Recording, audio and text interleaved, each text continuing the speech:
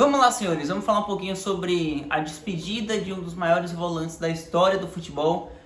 Sim, porque ele assumiu esse posto e fez por merecer esse posto.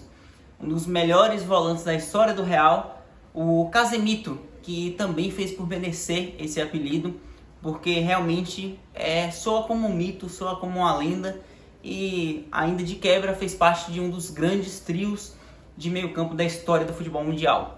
Cara, a negociação ela me surpreendeu pela velocidade de que tudo aconteceu.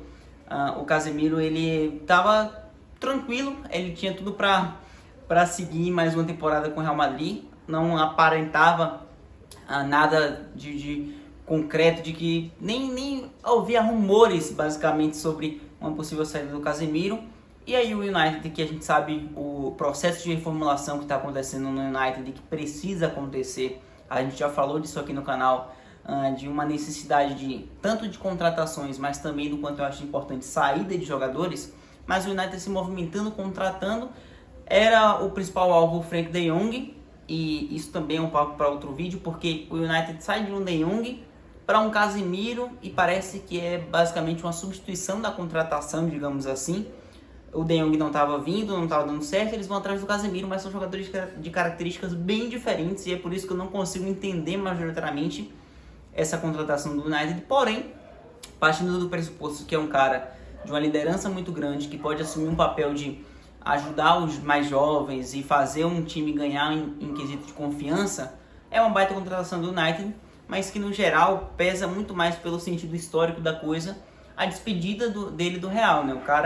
O Casemiro basicamente ele se tornou essa lenda que o próprio perfil do Real Madrid e a instituição considera ele hoje, e basicamente postou isso nas redes sociais, se dirigindo ao Casemiro realmente como uma lenda e uma parte importante da história desse clube, porque basicamente o Casemiro, cara, ele além de fazer parte desse meio campo Kroos, Modric e Casemiro, o triângulo das Bermudas, ele mostrava o madridismo de uma maneira muito interessante. Era sempre o cara da imponência, de buscar jogada a jogada, de entrar em todas para ganhar. Um cara de uma força física muito grande, de uma intensidade muito grande e que colocava isso no seu futebol. O Casemiro ele vibrava com botes em alguns momentos, ele vibrava nas comemorações do Real Madrid como poucos. Ele vestia a camisa do time e colocava todas as suas forças no campo. Basicamente um pilar para o Real nas últimas temporadas e para os reais, digamos assim.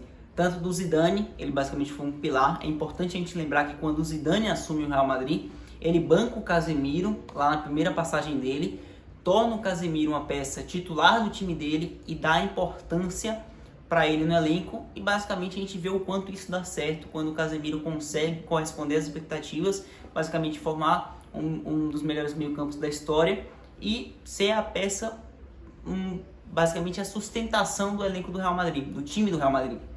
Ele foi esse cara pro Real do Zidane, ele foi esse cara pro Real do Ancelotti, ele foi basicamente, em grande parte dessa última década, o principal pilar de sustentação do espetáculo que o Real Madrid promovia.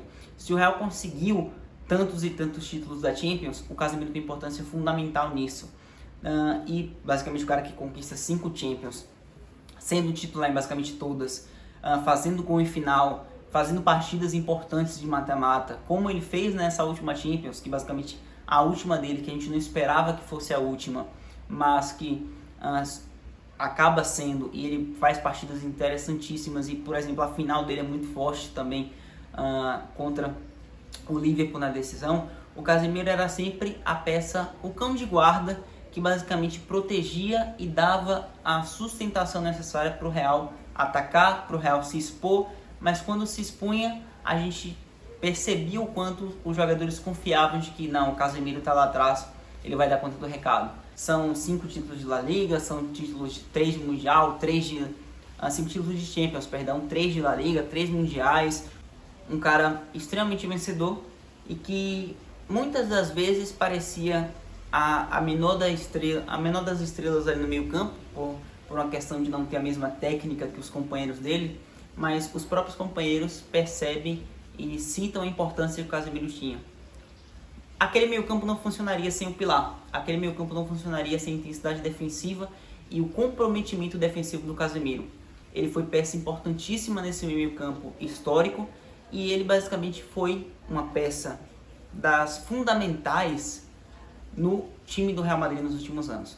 Daqui para frente o Real, muito provavelmente eu acredito que vai sentir falta do Casemiro até essa readaptação ser completa. É praticamente impossível você tirar o Casemiro dali e o Real não sentir falta, até porque isso seria basicamente para todas as equipes. A intensidade defensiva do Casemiro é um ponto que dava muita margem para o Real errar, para o Real se expor. E você tem, por exemplo, as peças de reposição ali que o próprio Ancelotti já banca que o Real não vai contratar. Ele pelo menos não vê essa necessidade. O Real realmente tem 6 jogadores ali para meio campo, mas o Tchouaméni, que seria o cara que na teoria iria substituir o Casemiro num projeto a longo prazo, você possivelmente pode ter um adiantamento desse processo. Não acho que ele vá assumir a vaga de titular. Acho que o Ancelotti deve optar mais por um Valverde, o que eu já imaginava que fosse acontecer até um pouco antes de ser o meio campo com um Valverde de primeiro homem, um Modric e um Kroos à frente, até pela velocidade. Obviamente o Valverde não defende no mesmo nível que o Casemiro defende, até porque hoje no futebol mundial nenhum volante defende como o Casemiro defende. Porém, você tem outros meios e é um Real que promete ser diferente, até porque vai ter uma vitalidade, uma velocidade maior, mas você perde em um ponto bem importante. O Real do Ancelotti, ele se expunha bastante, sofria bastante e só não sofria mais por conta de ter um Casemiro ali, por exemplo. Não vai ter agora. Então, falta vai sentir. E no geral a gente tem a despedida também, que acabou sendo na final da Supercopa, do trio Kroos, Modric e Casemiro. Eu não imaginava que ele fosse se desfazer com a saída do Casemiro. Esperava mais que fosse uma aposentadoria iminente próxima do Modric, apesar de o cara ser praticamente interminável. Porém, cara, foi uma trajetória bonita de ver. Os caras ganharam basicamente tudo que eles disputaram, pelo menos uma vez, ou bem mais do que isso, no caso de Champions League, por exemplo. Era a união perfeita, era um meio campo variado, 3 peças diferentes entre si, mas que se completavam e que funcionavam como uma orquestra. Era tudo muito bem executado, eles se conheciam demais, eles sabiam o que esperar um do outro, sabiam o momento que o outro estaria posicionado naquela parte do campo, que o outro já iria fazer, eles já conseguiam prever isso nos dias de hoje. Essa união foi se formando aos poucos e chegou a um estágio que poucos caras conseguem chegar, principalmente jogando nesse nível. Foi bonito de ver, foi histórico, foi lendário e vai fazer bastante falta. Mas no geral, o Casemiro segue para um desafio extremamente interessante, difícil. O United, como eu já disse, precisa bem mais do que só a chegada dele, precisa de mais reforços que está atrás e precisa também de saídas, na minha opinião, e de bastante saídas. Então isso é para outro vídeo. No geral, hoje é para homenagear o Casemiro e dizer, cara, você realmente é gigante. No geral é isso, muito obrigado a você que assistiu. Vamos ficando por aqui para o vídeo não ficar mais longo ainda. Não esqueça de curtir, comentar e compartilhar. Tá chegando no canal agora, se inscreve que me ajuda demais. Valeu, tamo junto, tchau!